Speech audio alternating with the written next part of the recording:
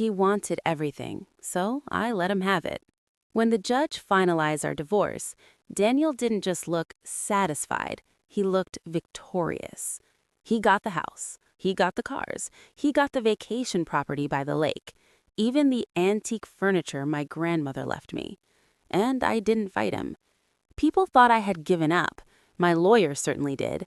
She kept whispering, "We can contest this, we can push back." But I shook my head every time. Because Daniel thought he was winning. He always loved appearances, the biggest house, the flashiest car, the most impressive lifestyle. To him, marriage had become another asset to display. And when it crumbled, he treated the divorce like a business acquisition. "Walk away with your pride," he told me smugly outside the courtroom. "I'll handle the rest." I nodded. I even thanked him. What he didn't notice was that I walked out lighter, free. See, Daniel was obsessed with material things, but he never paid attention to the paperwork, the maintenance, the liabilities, the details hidden in the fine print. And I knew something he didn't. The lake house? It hadn't been profitable in years. The antique furniture? He never checked its restoration debt. The luxury SUV? Leased under his business credit line. He wanted the image of wealth, so I handed him the image. Friends called me crazy. My sister cried over the phone, furious that I let him take everything. But I wasn't crying. I was waiting. Because sometimes the fastest way to win is to let someone take exactly what they think they want. And Daniel had no idea what he had really taken on. But the real surprise, it wasn't about the debt. It was about something hidden in the one thing he demanded most, the house. And when he finally discovered it, it would change everything. What Daniel didn't know was that the house wasn't just walls and windows anymore. It was a ticking clock. Part 2. The house that looked perfect. Daniel moved into the house immediately after the divorce. He even hosted a celebration party that weekend. He invited mutual friends, posted photos online, smiled like a king surveying his kingdom. "Fresh start," he captioned one photo of himself on the balcony.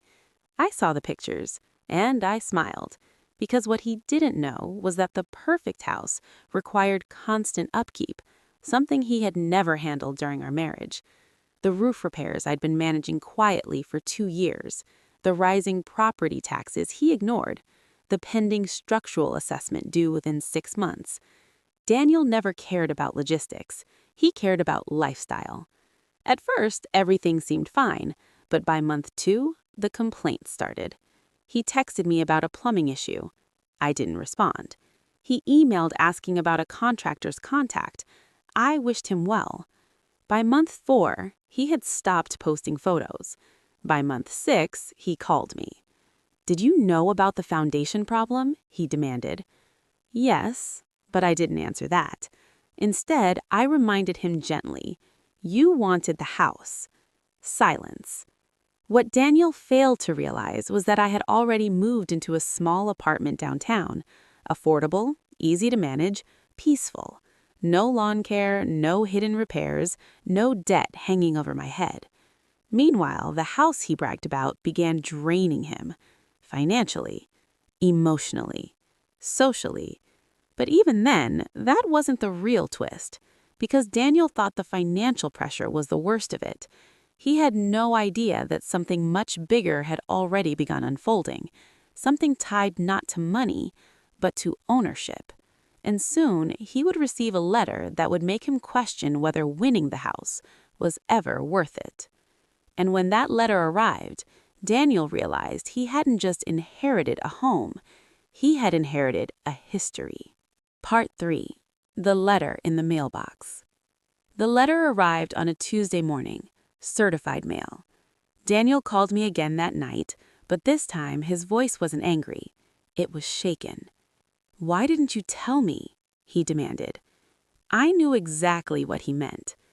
3 years before our divorce, I had quietly invested in converting part of the property to a registered historical landmark extension.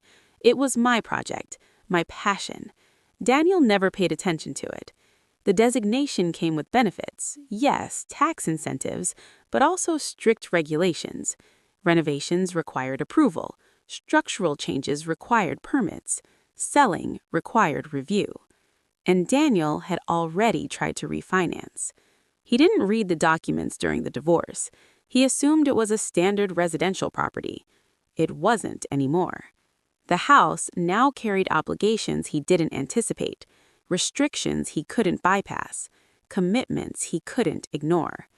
"You trapped me," he said. "No," I replied calmly.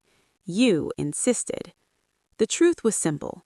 Daniel always believed ownership meant control, but real ownership comes with responsibility, and he had never wanted responsibility. Within months, the financial strain grew worse. Contractors refused quick fixes due to regulations. The refinance was denied. Maintenance costs skyrocketed. Meanwhile, my small apartment felt brighter every day.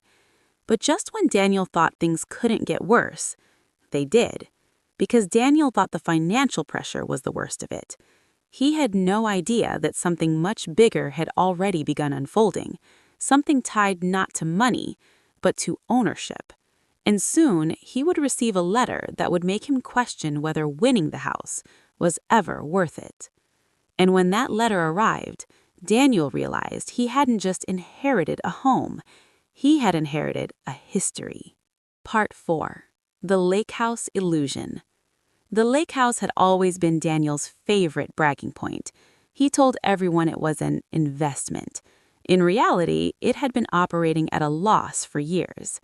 What he never realized was that I had been quietly covering short-term rental shortfalls using my freelance income, something he dismissed as a hobby.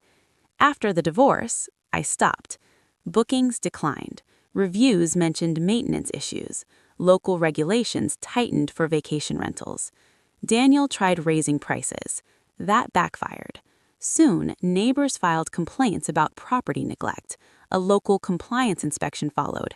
Fines were issued. And then came the social embarrassment.